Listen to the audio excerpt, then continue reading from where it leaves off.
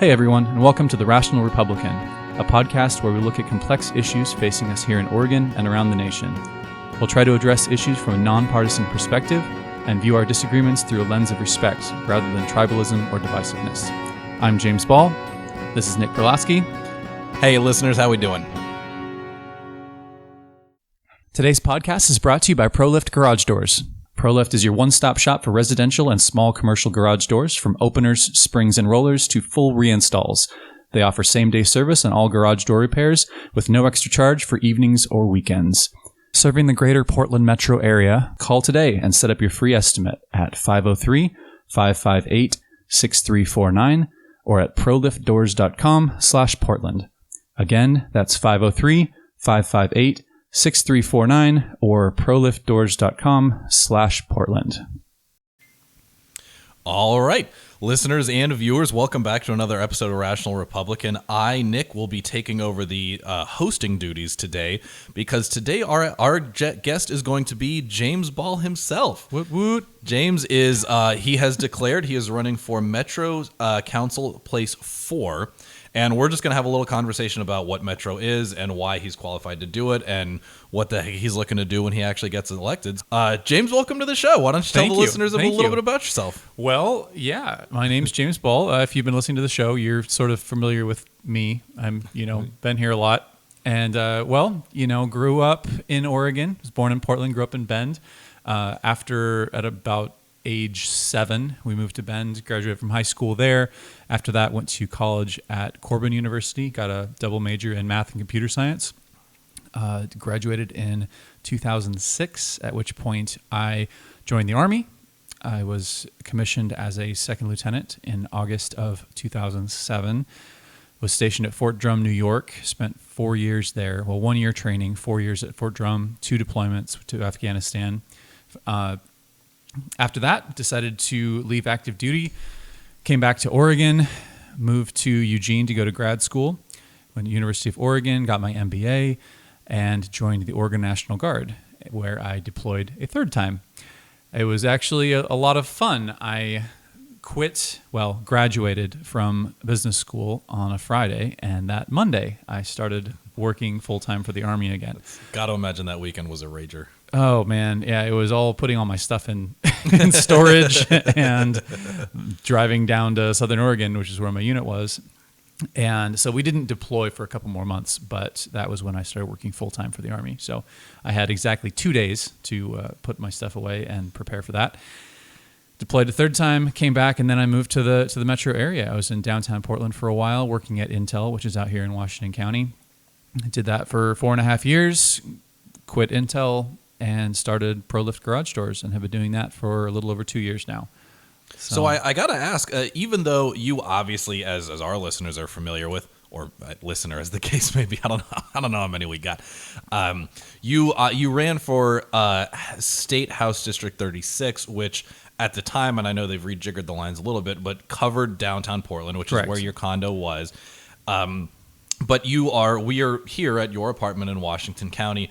You will have now obviously established residency in Washington County, but you've been kind of part of the community for a number of years now, but working at Intel, being part of veterans groups at Intel, running your business that's primarily focused out here in Washington County. So you're new, but you're not new, right? Right. And that's what I like to say. My community's been out here, even though my address hasn't been. So again, 4.5 years at Intel, which is just down the street in this district.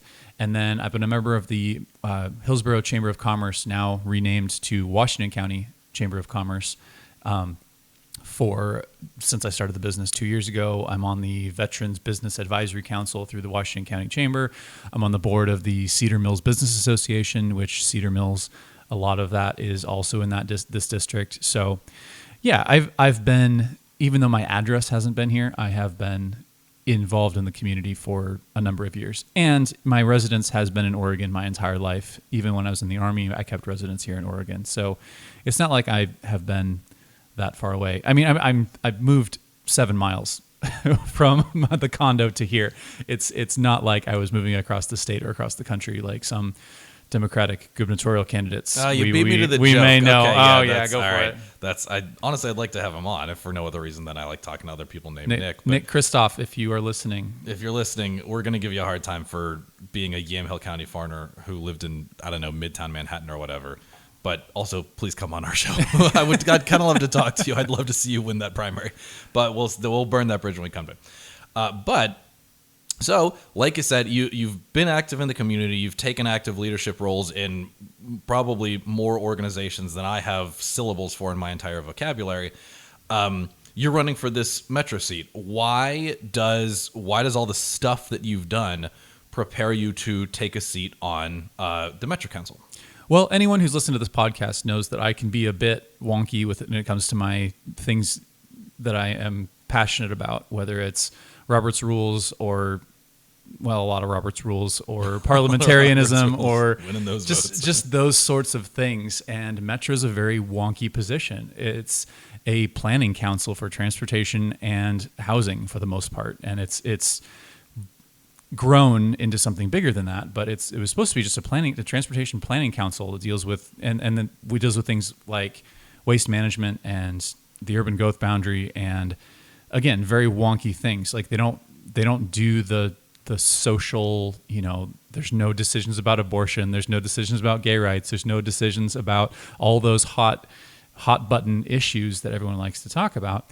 It is just government. It's building bridges and coordinating things and making sure that the metro region grows and is sustained in a positive way. So if and we can get into a little bit of a history lesson, I guess. Why does Metro exist? Why do we need this supra layer of government that exists somewhere between city and county and still underneath the state, but has its own portfolio of assignments? So we'll back up a little bit, and we talked about this a little bit before the podcast, but not when the mics were on. What Metro is? It is a regional government that sits above the county level but below the state level, and so it takes a big portion of Washington, Multnomah, and Clackamas counties and creates a single unified government. And so because it's somewhat unique in the nation, I think someone said there's only two regional governments like this, and our metro is different from the other one. So it's sort of unique, and so there's sort of a fuzzy line of whose responsibility is for what.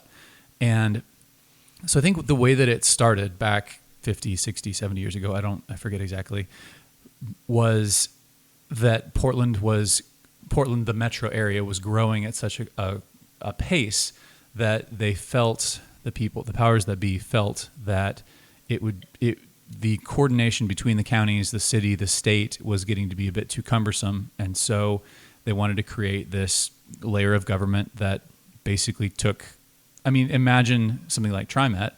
You've got I took a big chunk of the Max Blue line today from Northeast Portland out to here. And that goes through almost all of Multnomah County and then into Washington County. And so if you're trying to figure out which county pays for that, well, if they have different views on what it should be or where it should be, you can get into a lot of frustrating beating your head against the wall. Whereas if you have one governmental agency that owns TriMet, they have one plan and one execution. And so in theory, you have some good governance without the quabbling between different stakeholders. Quabbling. Drink, everybody. That's a Scrabble word for the night. Quibbling, quabbling, quibbling. I think they may all be words. We will. If somebody would care to fact check us on that. Otherwise, I'm going to try to play all of those the next time I play Words with Friends. We've talked about your roots as an adult. You've pretty much spent your entire adult post MBA life here in Washington County in one way or another. Again, if not in address, in heart and soul and spirit, and certainly in commerce and in business. Did you move here because this is kind of home, or did you move here because the gentleman who's currently in the seat is not particularly up to the job? And if that's the case, what does it take to make somebody successful as a seat holder on the Metro Council? Well, there's several reasons moved out here. The plan had always been to move about this time of year.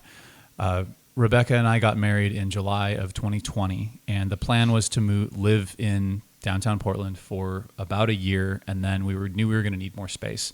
And so we hadn't quite decided where we were going to move, but we had decided that we were going to move there. And so that was the primary reason for moving out of downtown, was needing more space. Eventually we're going to want to start a family. I'm working from home, and so working on the couch has been a pain in the neck. So we were just walking around looking at I've got a second bedroom now that's going to be my office. So that was the number one reason. As far as the current incumbent, he is, in my view, about as progressive as they come, to the point of almost being a cartoon character of progressivism. I don't know if y'all remember, again, this is the Transportation Council. This is stuff that a lot of people are not going to be really excited about. But a few years ago, Highway 26 added a third lane in each direction between Portland and Hillsborough. Highway 26 is the road that I would take every single day when I was going to work at Intel, and would get stuck in traffic every single day. And that third lane alleviated a lot of that congestion for people who, like me, lived in Portland but worked at Intel Nike. Juan Carlos, my now opponent, was the only vote against that extra lane. So you have a very progressive, left-leaning council who is very reluctant to add lanes to anything, and they all voted for this because it was necessary. And then Juan Carlos, who's supposed to be representing this region, is the lone no vote. Like, what does that tell you about his priorities and the people of this area? He has his own idea about the way the world should work, and doesn't take anybody's livelihood into consideration. Like, that was a huge deal that really, really needed to happen for the residents of Washington County and the people who worked out here. So it's interesting that you say that he is progressive, because obviously this is Oregon, and everybody who's anybody's a Democrat.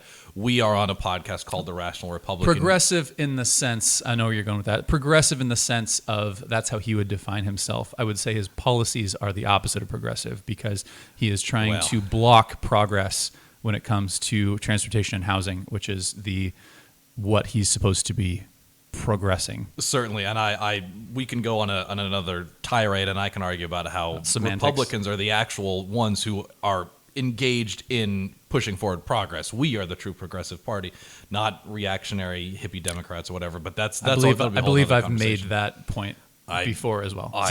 On that we strongly agree. Yeah. But I suppose I should say his politics are substantially far to the left, even by the standard of Oregon, whereas yours are center-right. You are registered as a Republican. We are on a podcast called The Rational Republican, and you ran for office quite recently as a Republican. Right. There's really no getting away from the Republican brand at this point. Sure, but in point of fact, this is an actual nonpartisan seat, and there is not Correct. an R by your name. There is not a D by his name.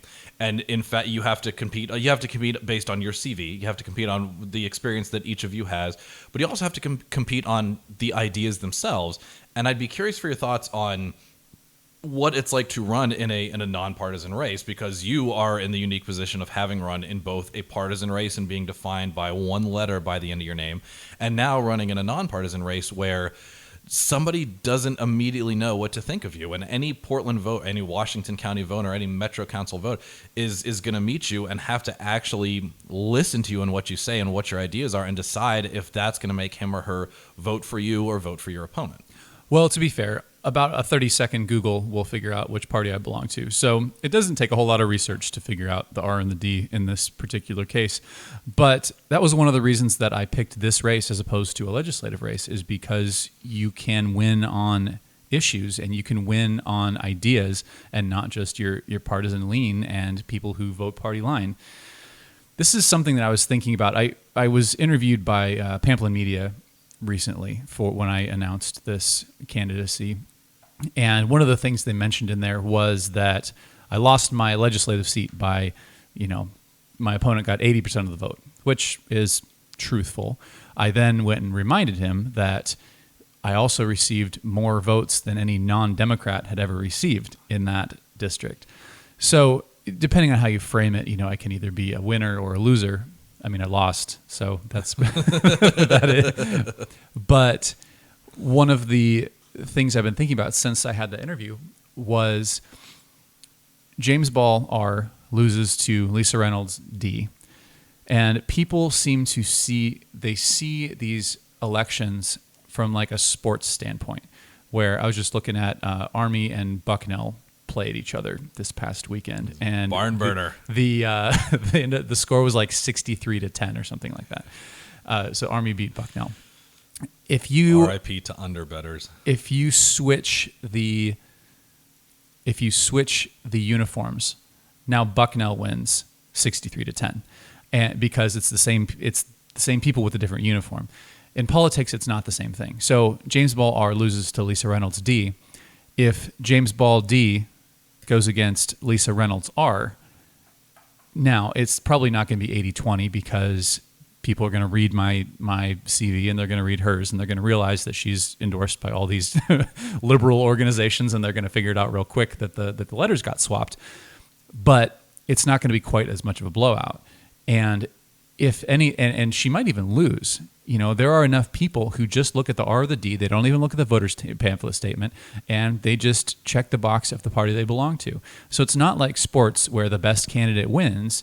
It's different than that. It's the team, the jersey you're wearing matters more than who you are and what you stand for, which is interesting. So you go to a nonpartisan race, and you have to take an extra 30 seconds to Google where somebody stands as far or what jersey they're wearing. And I think it's great. I think that there is a big opportunity to win this race or to have a more significant impact or get moderate Democrats or moderate liberals to look at the things that I'm saying and actually consider me.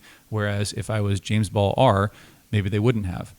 So, and I think my ideas are much better than Juan Carlos's. Again, I think that he is standing in the way of progress. He has said as much that he does not want to put any more infrastructure dollars into highways.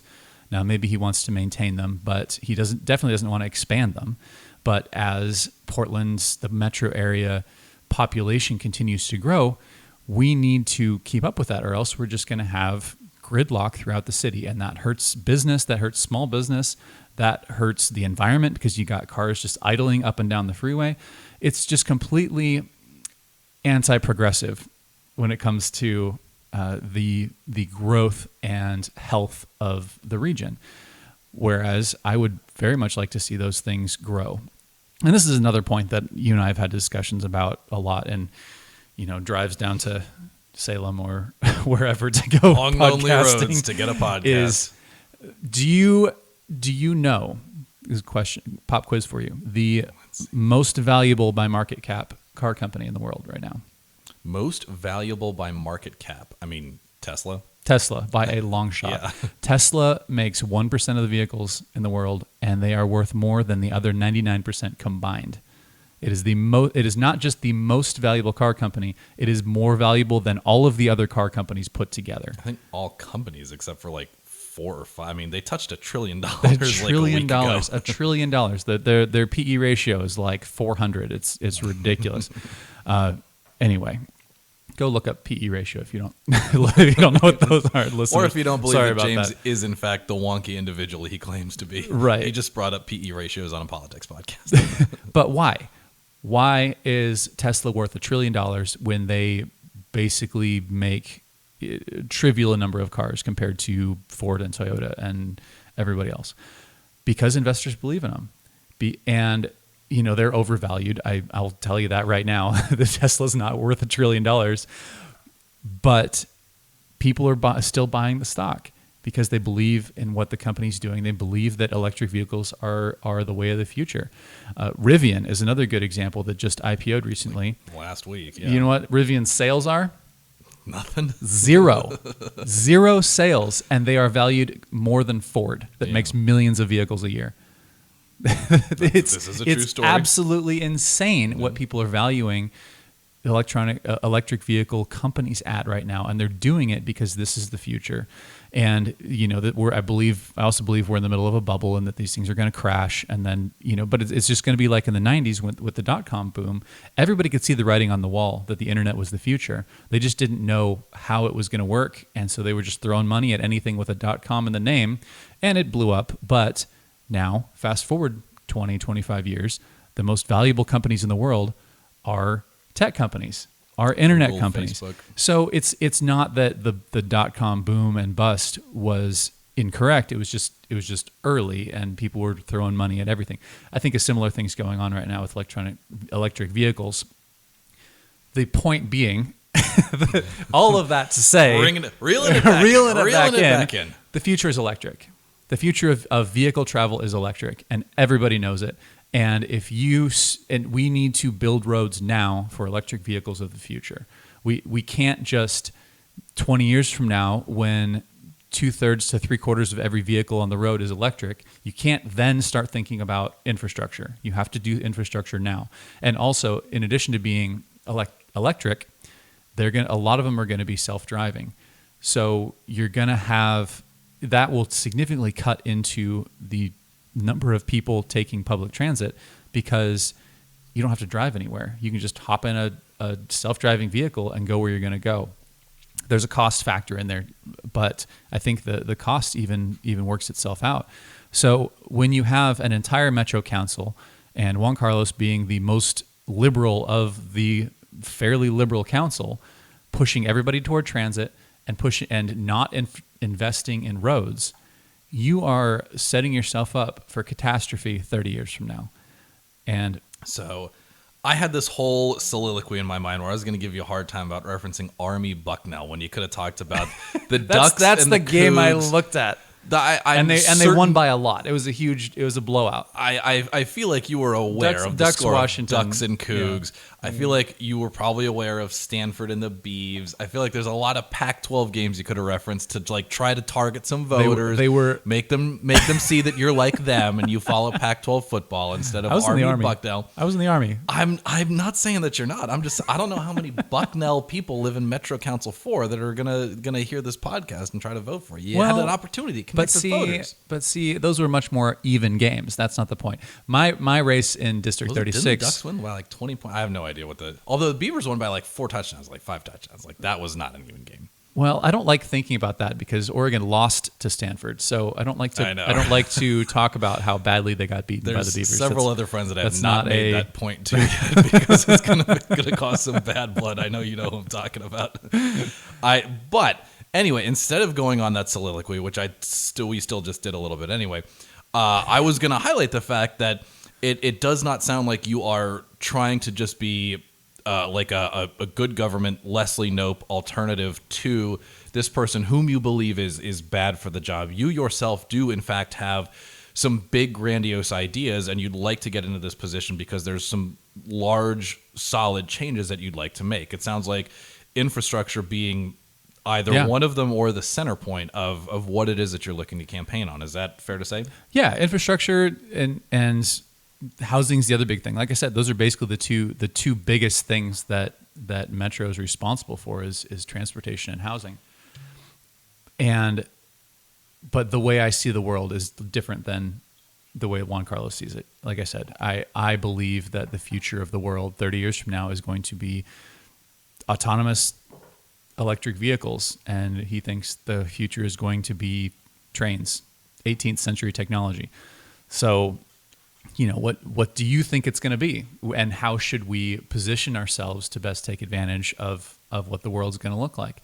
I think that we could invest in electric charging stations. I think we can widen roads. I think we can. Electric vehicles are heavier than a lot of non-electric vehicles, so you need more reinforcement.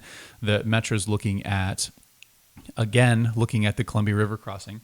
Hopefully they do better this time than they did. It was like 20 years ago. Yeah, they wasted like $150 million on planning commissions, and then it never happened. Yeah. So this is another thing that Metro's works with ODOT and other agencies is to replace the bridge going from Portland to Vancouver. And the reason it broke down, one of the reasons it broke down 20 years ago, was Vancouver did not want any, I believe, MAX. I don't think it was public transit. I think it was just they didn't want a MAX line going to Vancouver. And I believe the reason was, I'm projecting into people's minds right now. So if I'm not correct, please forgive me. I think you're about to say what I thought the reason was. So they thought that it would bring crime and homelessness to Vancouver. They wanted that barrier between Portland and Vancouver to prevent Portland from creeping into Vancouver.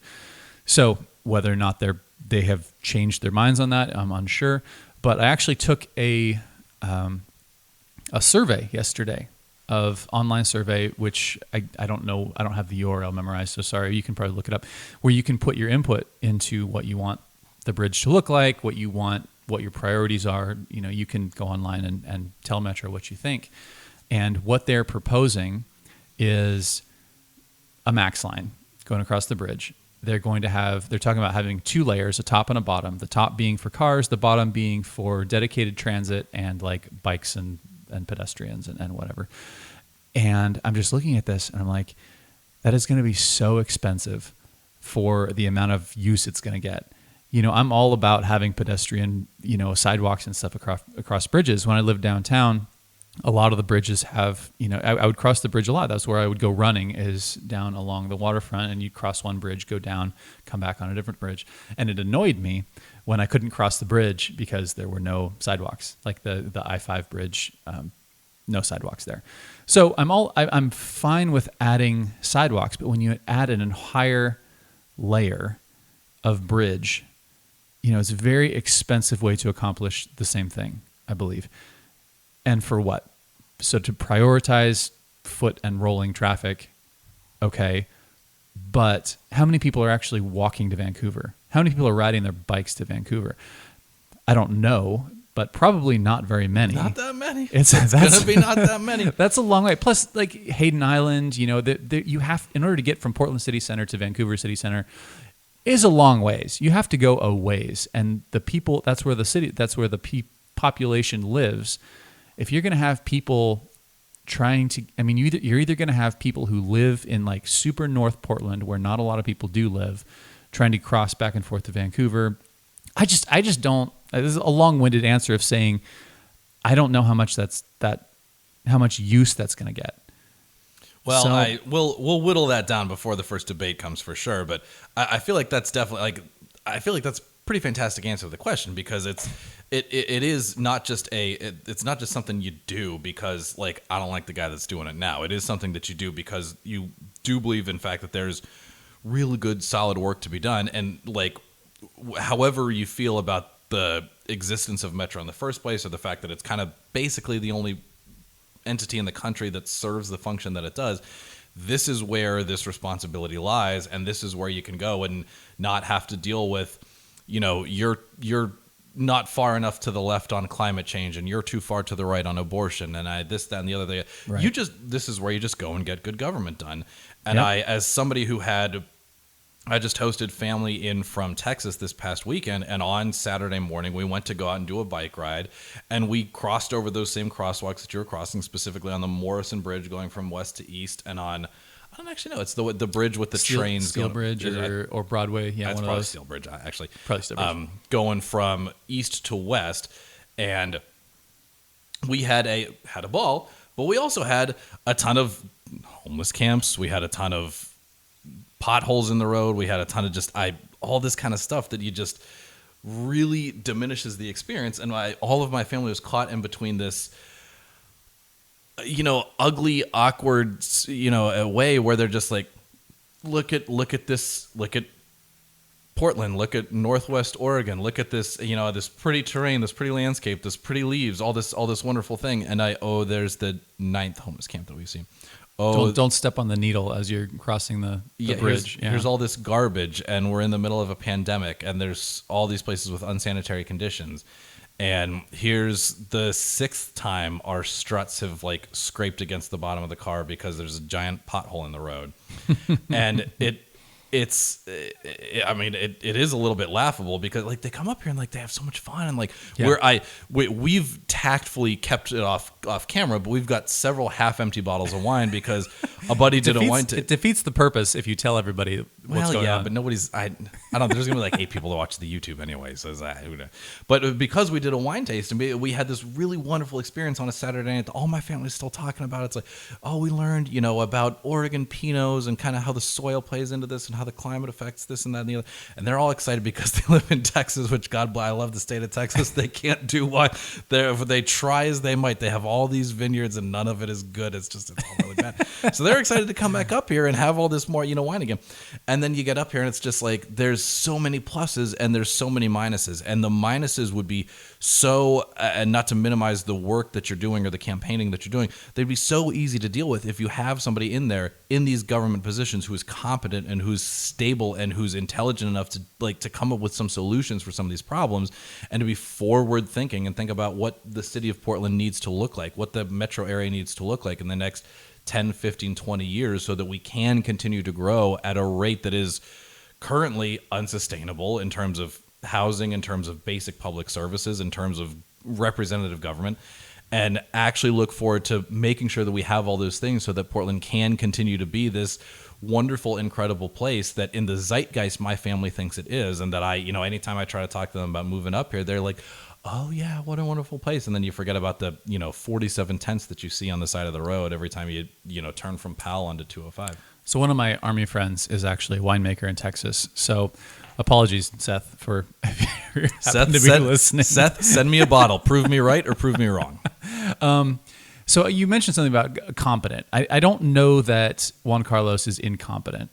I think he has a lot of bad ideas, which I think is actually more dangerous. Yeah. Is more dangerous. I say the same thing about Shemia Fagan. I think Shemia Fagan is also very competent and also very dangerous because she's very good at what she does. And so I wouldn't say incompetence is the problem. I think that bad governance and bad ideas is the problem. And placing certain ideals above others. Like the reason Juan Carlos has these ideas is because climate change is the premier thing in his mind. Not to say climate change is not important, but the amount of impact that you can have as an Oregonian on climate change is pretty small. But at the same time, you can have an enormous impact on equity. You can have an enormous impact on transportation, on commerce, on small business, on all of these other things. The people who live here, you can have an enormous impact. And so when you place climate change above those things by not wanting to widen roads or whatever, you are making a very, very tiny, insignificant impact on climate change and making a huge negative impact on all of the other things that you're supposed to be a steward of. And again, like I said, the future's electric. In 30 years, this is not even going to be something we're talking about because there will be no emissions from cars. They're all going to be electric. I mean, maybe we're going to be talking about lithium mines in China and that being a problem, but that's a whole other discussion. The point is, the future's electric. The future is roads. The future is individual transportation. It is not mass transit. And so we do need to focus on mass transit in the short term because that's how you serve underserved communities. That's how you serve people who don't have access to vehicles. And it is important.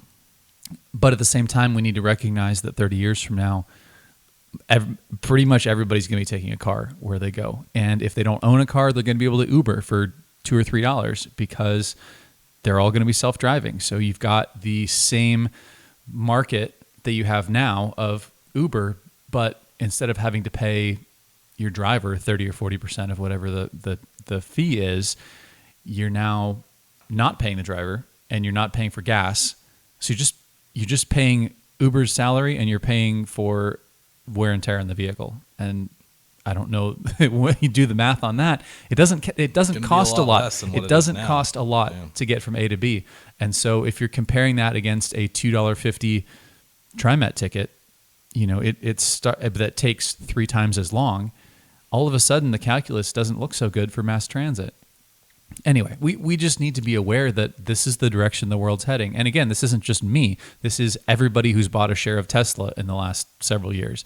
Everybody who thinks that Rivian should be valued at more than friggin' Ford. I mean, this is everybody. This is where things are headed, and it's not just me saying it. So, what was your question? Always a good thing to hear from a candidate. First, I was going to say, shout out to Alan Alley, former Ford employee, friend of the podcast. I'd also actually be curious to ask you, you mentioned infrastructure as being kind of a key plank of something that you're on. It was homelessness. That's what we were talking about. Homelessness. So in 2018, Metro, the voters of Metro passed a homelessness bond that goes to affordable housing. And so this is where Metro, that was supposed to be, who kind of got into the homelessness game, essentially. Prior to that, it's a planning commission, and now they're starting to expand their scope. And then again in 2020, they passed another bond that was directly supposed to impact homelessness. So you got affordable housing and homelessness that were not part of Metro's scope until a couple of years ago. Now they are. So this is another reason. This is another thing that Juan Carlos, I believe, has failed at, is that they're collecting taxes from everybody throughout the metro region, and the majority of this affordable housing is going into Multnomah County, which they need it there. But again, like, why are we taxing everybody for something that goes to Multnomah County? I feel like, as the representative who represents Washington County, you should be advocating to build some of those units here in Washington County. But he's not doing that.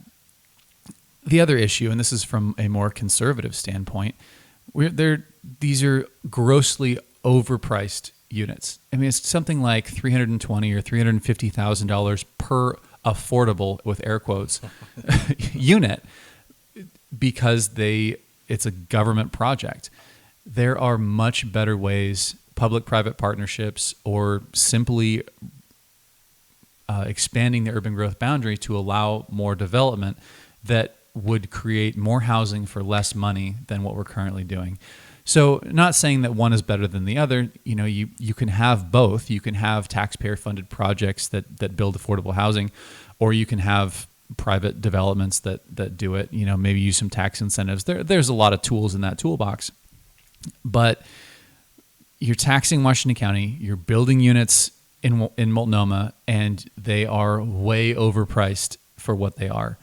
And nobody seems to be talking about this. Like, I mean, come on, council, like, figure it out. This is not being good stewards of taxpayers' money. You can do the same thing for less money if you do it differently.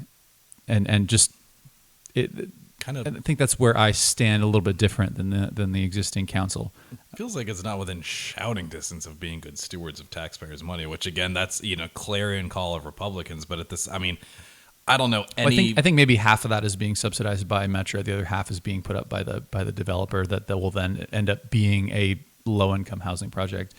So if you look at it that way, the developer is building these houses for $200,000 per unit or whatever. I'm making numbers up at this point, but it pencils out from their standpoint. But now Metro's just taking bond dollars and throwing them at this project that probably could have been done for $200,000 if they just stayed out of it, or let it happen, or have a partnership that creates this thing. And it just, well, and it's the only direction I was going was just to say, it's Democrats typically aren't the ones campaigning on, I want to be a good steward of your tax dollars. They're the ones saying, the rich aren't paying their fair share of taxes. We need to get more tax revenue. Forget how well we're actually spending it.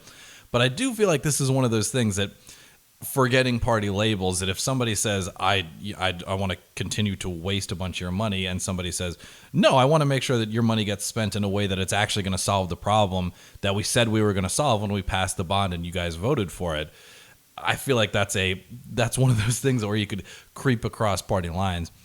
I was curious to ask. So just before you get into that, I think this is interesting. I've thought about it, and maybe I'm wrong because I'm not a Democrat, but it's sort of one of the ways that I've seen Republicans and Democrats view taxpayer dollars differently, Republicans will look at it as this is the people's money. They gave it out of their salaries to me to be a good steward of.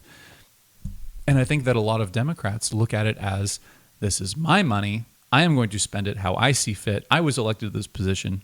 I am So entitled to this. whose money is it? Is it taxpayer money that you are being a steward of, or is it the collective's money that you as the elected leader get to spend as you see fit? So it's who owns the money, whether the taxpayers or the people spending it, I guess. I'm guessing I know where you'd stand Well, on that of course, one. but I like it. So just today, this is Monday the 15th of November. Today, Joe Biden signed the infrastructure bill that was passed a little over a week ago, and it's over $1 trillion, and this is now the law of the land. There's going to be lots and lots and lots of money for roads, for improvements, for broadband, for all kinds of really good stuff. And if this is something that you're running on, does that make you can you kind of claim this as your own? Can you kind of claim the infrastructure bill and say, I want, the president of the United States passed this, who 90% of your future constituents will have voted for. I want to make sure that we're taking every dollar that we have the opportunity to have and putting it to its best possible use. Well, best possible use, I think, is the key there. And this isn't just money that appeared out of nowhere. This is, again, taxpayers' money. This is money that has been taxed, taken from, not taken in a negative sense, but taken from people. This is what people earned. They pay to the government. The government now gives it to different jurisdictions to spend in different ways. So a couple things about that. One, I think that only about half of that $1 trillion is actually going to infrastructure. The other half, I think, is going to social programs and other, Democratic wish list items. Probably not going to campaign on that. Probably not. But I do think that we need more infrastructure spending, and I think that I would have been more inclined to be happy about this bill if it was just a infrastructure bill and not without all the rest of the pork. I'm not as familiar enough with that bill to see where the money's going and how it's being allocated. I believe a lot of it will probably just be sent to the states, which will then decide how it's spent, or more so than the federal government spending it themselves. So how much of that comes to Metro, how much of that is allocated at the state level, I'm not really sure. But I think that what I would do if elected is, again, make sure that it is being used in the best way to maximize the impact for every dollar we spend. Not just spending dollars because we have it, but again, like I said, with the Columbia River crossing, for example, not building this fancy double-decker bridge when you could do it differently, have the same impact with less money. And it has a couple dedicated transit lanes. For me, instead of having dedicated transit lanes, make those regular lanes so that everybody can benefit from the lack of congestion rather than just people taking the bus. This is another thing that I've talked about. Not everybody can take the bus. Me working in the trades, I can't fit a garage door on the bus. They're not going to let me do it. So I have to drive. If there's congestion going to and from Vancouver and I got to drive something up there, I can't take the dedicated transit lane. There's no opportunity for me to do that. And it's not just me. There's hundreds, thousands, who knows how many people who are unable to take transit wherever they go because of how they work or what they do, or maybe it's a time constraint. Maybe they don't live near a bus stop. There's many reasons why people cannot take transit. And I think that our elected leaders in particular, need to take all of those constituents into account and not just prioritize transit to the detriment of everything else. Again, 30 years from now, transit will be on the decline and personal vehicles will be on the increase. But and you're absolutely right in that it's worth a look at how much of the infrastructure bill is actually going to make it to Portland, how much is actually going to make it to the metro area, how much is actually going to make it out here that we can actually try to do something with. But I think from a philosophical standpoint, this is going to be the centerpiece of the Democrats' efforts in 2022. This is their, I mean, for Joe Biden, this is his Obamacare. This is the signature thing. This is the absolute epitome of everything that he was trying to do. He got a bipartisan bill through Congress. I want to say it was 13 Republicans who voted in favor to support this bill. And they're going to be campaigning on it just like you're going to be campaigning on it in the same election. You're the infrastructure candidate. You're going to be riding Joe Biden's wave. Great. Let's do it. Let's do it. I'm not running as a Republican. I'm running as nonpartisan. This is. Yeah, I know. I can do that. I don't need to be anti-Joe Biden and anti-infrastructure. I'm not telling you this with side eyes or with a wink or with a sly or anything like that. I think that it strikes me as compelling that, again, despite the fact that, if anybody listens to this podcast or if anybody Googles you for 30 seconds, but they're going to find out that you're a Republican. But if all that they do is just read your little bios in the voters pamphlet or listens to a debate with you and with Juan Carlos, they're going to see that you're the infrastructure candidate. You are the person who's running on the stuff that all the rest of the national Democrats are campaigning on. And it wouldn't surprise me if some of those people are just like, this young guy who's got his MBA at the second best school in the state of Oregon. Well, we're just about out of time. So I can't ask you I can't ask you who your favorite Republican is, because I know we've asked.